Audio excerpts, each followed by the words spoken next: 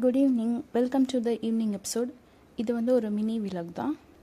எனக்கு actually evening work பண்ணுறது தான் ரொம்ப ரொம்ப பிடிக்கும் மார்னிங்கை விட. பிகாஸ் நான் மார்னிங் எந்திரிக்கவே மாட்டேன், எவ்வளோ ட்ரை பண்ணாலும் எந்திரிக்கவே மாட்டேன்.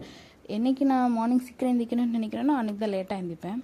எனக்கு வீட்டு தயிர்னா ரொம்ப பிடிக்கும். அந்த வெனிலா ஐஸ்கிரீம் மாதிரி கெட்டியாக இருக்கணும். ஸோ ஃபஸ்ட்டு தயிருக்கு உர ஊற்றி வச்சுட்டு அப்புறம் என்னோடய ஃபேவரட் ரொட்டீன் டீ குடிக்கிறது தான். டீ இல்லாமல் நான் இல்லை, நான் இல்லாமல் டீ இல்லை. டீ தான் எனக்கு ரொம்ப ரொம்ப பிடிச்ச விஷயம் என் லைஃப்லேயே. ஃபுட்டுலேயே எனக்கு டீ தான் பிடிக்கும். ஃபஸ்ட்டு மார்னிங்கும் அப்படி தான், ஈவினிங்கும் அப்படி தான். அதுக்கப்புறம் கொஞ்சம் ஈவினிங்காக ஃப்ரிட்ஜ் க்ளீன் பண்ணுற வேலை நிறைய இருந்தது. அது க்ளீன் பண்ணி ஒரு 2-3 மாதம் ஆயிருக்கும்.